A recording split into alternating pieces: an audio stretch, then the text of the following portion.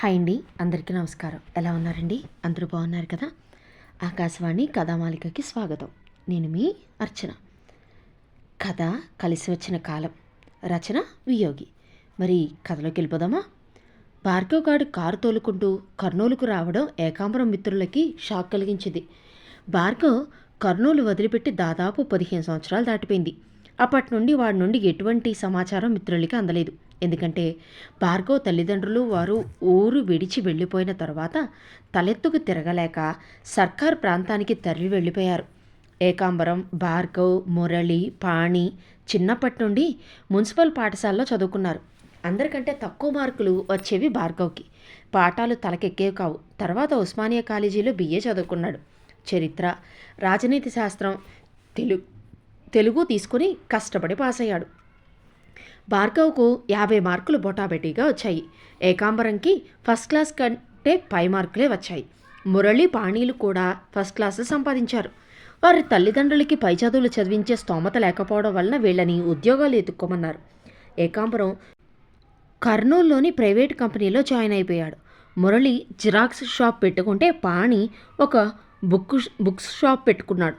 ఈ ముగ్గురి సంపాదన ఒక మోస్తరుగా ఉండేది. ఇటొచ్చి భార్గవ్ గాడికి 2 సంవత్సరాలు ప్రయత్నించినా ఎవరూ ఉద్యోగాలు ఇవ్వలేదు. అతను చదివిన బిఏకి బెగ్గింగ్ ఫర్ అపాయింట్మెంట్ అని కొందరు భాష్యం చెప్పేవారు. ఈ కాలంలో ఆర్ట్స్ గ్రూపుకు విలువ ఏముంది అని చాలామంది పెదవి విల్చారు. దాంతో భార్గవ్ చిన్నా చితకా వ్యాపారాలు చాలా చేసేవాడు. కానీ అన్నింట్లో అతనికి చొక్కే ఎదురైంది. 10,000 పెట్టుబడి పెడితే 20,000 నష్టం వచ్చేది. తల్లిదండ్రులకి అతను ఆర్థికంగా భారమైపోయాడు. భార్గవ్ తండ్రి సింగినాథం ఎలిమెంటరీ స్కూల్ టీచర్గా వెలగబెట్టాడు. ఆయన సంపాదన అతని 2 కూతుళ్ళు పెళ్ళిళ్ళకే సరిపోయింది. భార్గవ్ అక్కల అదృష్టం కొద్దీ అల్లుళ్ళు సతాయించిన వాళ్లే దొరికారు. భార్గవ్ తల్లి చింతామణికి ఇతడి భవిష్యత్తు గురించి బాగా బెంగపెట్టుకుంది. ఇతనికి సంపాదన లేకపోతే పెండ్లి కూడా కాదని తీర్మానించుకుంది. మన కులంలో వ్యాపారాలు అచ్చిరావని చెప్పినా వినకుండా పిచ్చిగా చిల్లర వ్యాపారాలు చేసి నష్టపోయాడు. ఆఖరికి చాలామంది దగ్గరతో పాటు తన మిత్రుల దగ్గర కూడా అప్పులు చేశాడు. అప్పుల బాధలు పెరిగిపోయి ఒకరోజు ఊరి నుండి పారిపోయాడు భార్గవ్. ఆ అప్పులు తీర్చే భారం సింగినాథం మీద పడింది. చచ్చి చెడి కొన్ని తీర్చి ఇంకా ఊరిలో ఉండడం ఇష్టం లేక కూతుళ్లకు దగ్గరగా ఉండాలని సర్కారు ఏరియాకి వెళ్ళిపోయారు. అందువలన మిత్రబృందానికి భార్గవ్ గురించిన సమాచారం పూర్తిగా బంద్ అయింది. అప్పులు కుప్పలు తెప్పలుగా చేశాడు. కాబట్టి భార్గవ్ తన పాత సెల్లులు మార్చి కొత్తవి తీసుకున్నాడు. అప్పటి నుండి ఎవరితోనూ టచ్లో లేకుండా ఉండిపోయాడు. ఎవరికి వారు వారి జీవన పోరాటాల్లో తలమునకలై ఉండడం వలన భార్గవ్ గురించి మర్చిపోయారు.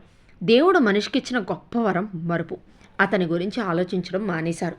ఆదివారం ఉదయాన ఏకాంబరం ఇంటి ముందు కారు ఆపి ఒకటే పనిగా హారన్ మోగించాడు డ్రైవర్. చెవి కోసిన మేకలాగా అరుస్తున్న కారు కోతలకే ఏకాంబరం కోపం వచ్చి విసుగ్గా భుజం మీద తువ్వాలు వేసుకుని బయటకొచ్చాడు. బుద్ధి లేదు, ఎందుకలా హారన్ కొడతావు? నీకెవరు కావాలి? కారు లోపలికి చూస్తూ కేకలు వేశాడు. వెనక సీటు కారు కిటికీ అద్దం కిందకి దిగింది. అందులోంచి ఒక అందమైన యువతి తీయగా అడిగింది, ఇక్కడ చీనాంబరం అని ఒక ఆయన ఉండేవాడు, కొంచెం పిలుస్తారా అని. ఏకాంబరంకి చర్రున కోపం వచ్చింది. కానీ అడుగుతుంది అందమైన ఆధునిక యువతి కనుక ఆగ్రహాన్ని నిగ్రహించుకొని వీలైనంత మృదువుగా అన్నాడు, ఇక్కడ చీనాంబరాలు కానీ పీతాంబరాలు కానీ లేదు, నా పేరు ఏకాంబరం అని. ఏదో అంబరం, రండి కారెక్కండి పోదాం చెప్పింది ఆమె. ఏకాంబరంకి నిజంగా మతిపోయింది. ఆవిడ ఏమన్నా తనని కానీ కిడ్నాప్ చేయమనుకుంటుందా అన్న సందేహం పీడించింది. కానీ ఆడపిల్ల ముందు అలా అడిగితే బాగుండదు. మీకు నాకు ఎటువంటి పరిచయం లేదు, నేనెందుకు కరెక్కాలి అని అడిగాడు తెలివిగా. మౌర్య లాడ్జ్ తెలుసా? రూమ్ నెంబర్ 303లో మీకోసం ఒక మనిషి ఎదురుచూస్తున్నాడు, మిమ్మల్ని కారెక్కించుకురమ్మన్నాడు అంది. ఎవరతను? అతను ఎందుకు ఇక్కడికి రాలేదు? అవన్నీ నాకు తెలీదు, మీరొస్తే చెబుతాడాయన అంటూ గట్టిగా చెప్పింది. మీరు వెళ్ళండి, నేను 10 నిమిషాల్లో వస్తాను చెప్పాడు. ఆమె ఆశ్చర్యంగా చూసి వెళ్ళిపోయింది. డ్రెస్ వేసుకొని బైకు తీసి లాడ్జ్కి బయలుదేరాడు. అతను ఎవరై ఉంటారో ఒక పట్టాన అర్థం కావట్లేదు. ఇంట్లో వాళ్ళకి అడ్రస్ ఇచ్చొచ్చాడు, ఎందుకైనా మంచిదని. రూమ్కు చేరి కాలింగ్ బెల్ నొక్కాడు. ఇందాకటి సుందర వచ్చి ఆహ్వానించింది. మంచం మీద దుప్పట్లో దూరి ఒక ఆకారం పడుకుంది. ఆమె చూపిన కుర్చీలో కూర్చున్నాడు. దగ్గాడు ఆశ్చర్యంగా. సార్, మీకోసం వచ్చాడు అంబరం చెప్పింది. దుప్పటి తొలగించి లేచి కూర్చున్నాడు ఆ ఒక యువకుడు. స్మార్ట్గా గడ్డం పెంచాడు. మూతికి మాస్క్ ఉంది, కళ్ళకి గాగుల్స్ ఉన్నాయి. ఏకిగా ఎలా ఉన్నావురా అనగానే ఆ గొంతు ఎక్కడో విన్నట్లుంది. నువ్వు నువ్వు భార్గవ్ కాదు కదా కొంపదీసి అని అడిగాడు. అతను తలూపాడు మాస్క్ తొలగిస్తూ. ఆర్ని, నిన్ను చూసి ఎంతకాలం అయింది ఆశ్చర్యంగా అడిగాడు. ఇంతలో భార్గవ్ ఆమెకు సైగ చేశాడు. ఆమె బయటికి వెళ్ళింది. ఎలా ఉన్నావు? మన వాళ్ళు పాని, మురళి బాగున్నారా? నీ ఉద్యోగం ఎలా ఉంది? మీ పేరెంట్స్ బాగున్నారా అంటూ ఆప్యాయంగా అడిగాడు. ఒరే గాడిదా, అప్పులు చేసి పారిపోతే పారిపోయావు. మా నంబర్లు నీ దగ్గర ఉన్నాయి కదా, నీ గురించి మాకు సమాచారం ఎందుకు ఇవ్వలేదు అంటూ కోపంగా అడిగాడు ఏకాంబరం. అవన్నీ ఎందుకురా, ఆ టైంలో అలా అనిపించింది. మిమ్మల్ని కాంటాక్ట్ చేసిన అప్పుల వాళ్ళకి తెలుస్తుందని భయం అన్నాడు. అవును, ఇప్పుడు అప్పులు చేస్తున్నావా అని అడిగాడు. లేదు, ఇంకా జీవితంలో అప్పులు చేయదలుచుకోలేదు, ఇవ్వదలుచుకోలేదు. మీకేమన్నా బాకీలుంటే చెప్పండి, తీర్చేస్తాను అన్నాడు. పాపం, అవన్నీ నీ బాబు తీర్చేసి మొహం చాటేసి వెళ్ళిపోయాడు. ఆయన ఎక్కడున్నానో మాకు తెలియదు అన్నాడు. ఈ మధ్య కాలం చేశారులే అంటూ విచారంగా చెప్పాడు భార్గవ్. నీదే వాళ్ళనేనా అని అడిగాడు ఏకాంబరం. కాదులే, ఆరోగ్యం బాలేక అని అన్నాడు. అవును, వచ్చిన వాడివి మా ఇంటికి నేరుగా రావచ్చుగా, నన్ను ఇక్కడికి పిలిపించుకున్నావు. అవును రేయ్, ఇంతకీ ఆవిడెవరో కుతూహలంగా అడిగాడు. రజనీ గురించా? ఆవిడ నా సెక్రటరీ రా చెప్పాడు. ఏకాంబరం అదిరిపోయాడు. వీడి బ్రతిక్కి సెక్రటరీ కూడానా? అవును, ఆవిడతో నన్ను రమ్మని కబురు పెట్టావేంటి? నువ్వే రావచ్చుగా. ఉదయం బాత్రూంలో జారిపడ్డాను, పాదం నడవనివ్వటం లేదు. ఇందాక డాక్టర్ వచ్చి ఇంజెక్షన్ ఇచ్చి వెళ్ళాడు. ఈరోజు రెస్ట్ తీసుకోమన్నాడు, అందుకనే రజనీతో కబురు పంపాను చెప్పాడు భార్గవ్. ఒరేయ్, ఇంతకీ నువ్వు ఏం వెలగబెడుతున్నావురా? స్టార్ హోటల్లో దిగావు, కారు మాట్లాడుకొచ్చావు అంటూ ఆశ్చర్యంగా అడిగాడు ఏకాంబరం. ఆ కారు మందే, సొంతంగా కంపెనీ నడుపుతున్నాను చెప్పాడు భార్గవ్. కంపెనీయా? ఆశ్చర్యంగా ఒక్క క్షణం అనుమానపడ్డాడు. మరి పోలీసులు నిన్ను ఏ బొక్కలో వేయలేదా? ఏకీ, కంపెనీ అంటే ఆ కంపెనీ కాదురా ఈడియట్, మ్యారేజ్ రింగ్స్, వివాహ వేదిక. నా చేతుల మీదుగా 100 పెళ్ళిళ్ళు జరిగాయి. ఇప్పుడు ఈ ఊరికి అదే పని మీద వచ్చా. కోటీశ్వర్ల సంబంధం ఈ ఊరు నుండి మా క్లయింట్కి వచ్చింది. వాళ్ళ స్థితిగతులు తెలుసుకోమని మా వాళ్ళ కోరారు. నాకు కావాల్సిన వాళ్ళు కాబట్టి స్వయంగా నేనే రంగంలోకి దిగి ఎంక్వైరీ చేస్తున్నాను చెప్పాడు భార్గవ్. ఏకాంబరం నోరు తెరుచుకొని వింటున్నాడు. మరి సంపాదన బాగుందా అనేది ఏకాంబరం అనుమానం. 10 మంది స్టాఫ్ మా కంపెనీలో పనిచేస్తున్నారు. కొన్ని ఊళ్ళల్లో బ్రాంచులు కూడా ఉన్నాయి. సంపాదన అంటావా? నువ్వెంత సంపాదిస్తున్నావు అని అడిగాడు. పెద్ద ఏం లేదులే, ఓ 50,000 గొప్పగా చెప్పాడు. దాని పక్కన 2 సున్నాలు పెడితే నా కనీస సంవత్సర ఆదాయం. అదీ కాకుండా లాటరీ తగినట్లు పెద్ద కేసులు తగులుతూ ఉంటాయిలే అంటూ తాపీగా చెప్పాడు. ఏకాంబరం తల గిర్రున తిరుగుతుంది. ఆఫ్టర్ ఆల్ పిఏ గాడు ఇంత సంపాదిస్తున్నాడా? కోతలకు వస్తున్నాడేమో. నేను నమ్మలేకుండా ఉన్నాను. నష్టజాతకుడివి, నీకెంత అదృష్టం ఎలా కలిసి వచ్చింది అని అడిగాడు. భార్గవ్ ఫ్లాష్ బ్యాక్లోకి వెళ్ళిపోయాడు. భార్గవ్ అందిన కాడికి అప్పులు చేసి పారిపోయి హైదరాబాద్కు వచ్చాడు. సిటీలో ఉద్యోగాల కోసం ప్రయత్నిస్తే ఎవరికీ ఇతనికి ఇవ్వలేదు.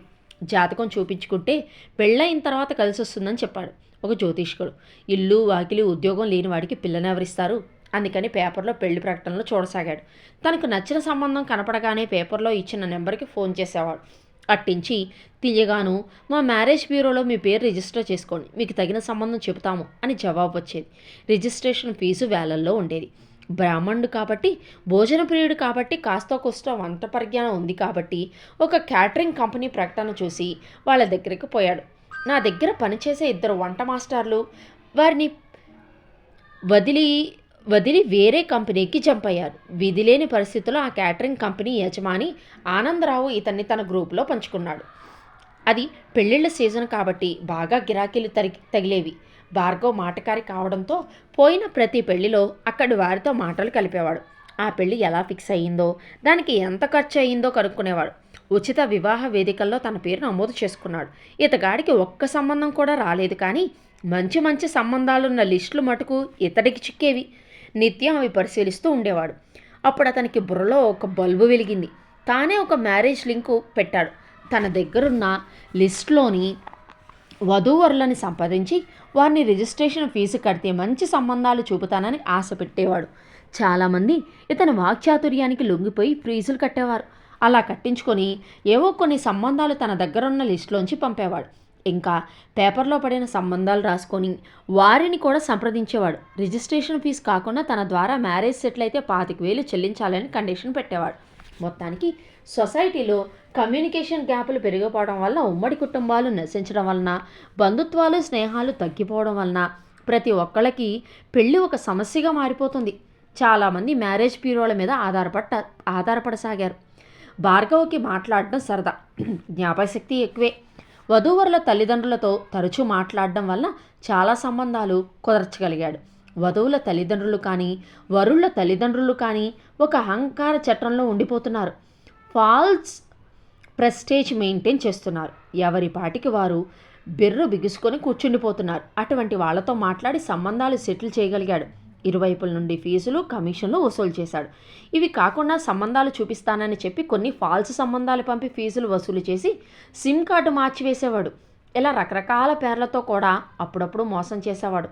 ఇతనికి ఇచ్చే ఫీజు కొన్ని వేలు మాత్రమే కావడంతో ఇతని చేత మోసపోయిన వాళ్ళు కూడా పోలీస్ కంప్లైంట్ల దాకా వెళ్ళేవాళ్ళు కాదు. లేనిపోని తలనొప్పులు మనకెందుకులే అనుకుని ఇంటర్నెట్ ద్వారా అందమైన అమ్మాయిల ఫోటోలు సేకరించి వరుళ్ళకి పంపి, అందమైన అబ్బాయిల ఫోటోలు వధువులకి పంపి వారిలో లేనిపోని ఆశలు కూడా రేపేవాడు.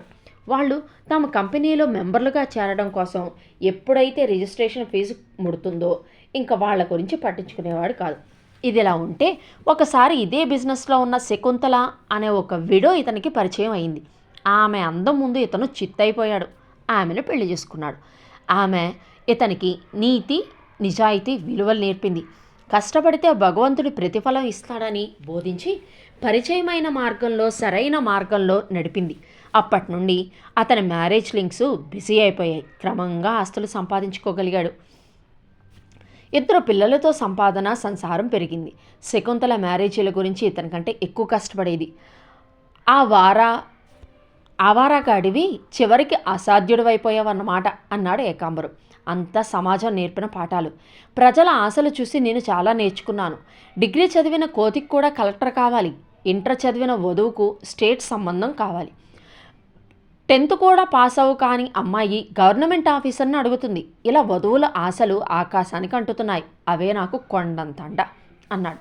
ఇంకా ఆడపిల్ల తల్లిదండ్రులు నిక్షేపరాయుళ్ళలాగా కూర్చుంటున్నారు పిల్లలకు పెళ్లి చేయకుండా. ఇంక వరుడైతే ఇంద్రజాలాల్లాగా అతిలోక సుందరి ఆకాశం నుండి ఊడిపడాలని ఆశిస్తూ ఉంటాడు. తనకు ఉద్యోగం లేకపోయినా మంచి జాబున్న పిల్ల దొరకాలని కోరుకుంటున్నాడు. ఏదో సొసైటీలోని మా సంపాదన 3 పువ్వులు 6 కాయలుగా ఉంది అంటూ ముక్తాయించాడు భార్గవ. ఇంతలో పాణి, మురళి బిలబిలమంటూ లోపలికి వచ్చారు. వారి వెనకాల సెక్రటరీ వచ్చింది. సార్, అందరికీ టేబుల్స్ బుక్ చేశాను, మీరు లంచ్ తీసుకోవచ్చు అంటూ తీయగా వెళ్ళింది. మురళి, పాణీలు బోల్డ్ ఆశ్చర్యపోయారు. వారికి మళ్ళీ తన విజయగాథలు వినిపించారు. అందరూ కలిసి లంచ్కి వెళ్ళారు. అద్భుతమైన లంచ్. ఏకాంబరం, పాణి, మురళి తమ కళ్ళను నమ్మలేకపోతున్నారు. భార్గవ్ ప్రయోజకత్వానికి మురిసిపోతున్నారు. ఒరే భార్గవ్, చిన్నప్పుడు మీ నాన్న నిన్ను భలే తిట్టేవాడ్రా, ఒరే అంట్ల వెదవా అనేవాడు. ఏకాంబరం అన్నాడు.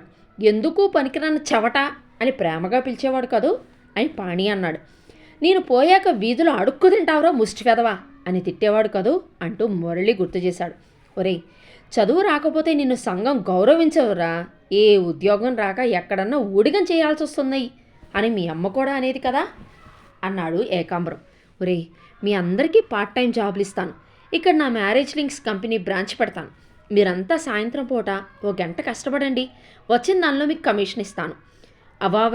అవివాహితులకు వివాహాలు జరిపించి సంఘసేవ చేయండి. సమాజంలో పెళ్ళిళ్ళు తగ్గిపోతున్నాయి, అది మంచిది కాదు. మీ తెలివితేటలతో కుటుంబాలని నిలపండి అంటూ భార్గవ్ చెబుతున్న దాన్ని ఆరాధనగా వింటున్నారు మిత్రులు. అదండి మన అంట్ల వెధవ భార్గవ్ సక్సెస్ స్టోరీ. నచ్చిందా? నచ్చినట్లయితే ఒక లైక్ చేయండి. మీకు బాగా నచ్చిన వాళ్ళకి షేర్ చేయండి. భార్గవ్కి అలా కాలం కలిసి వచ్చింది అంతే. మరిన్ని కథల కోసం ఛానల్ని సబ్స్క్రైబ్ చేసుకుంటారు కదా. ఉంటానండి.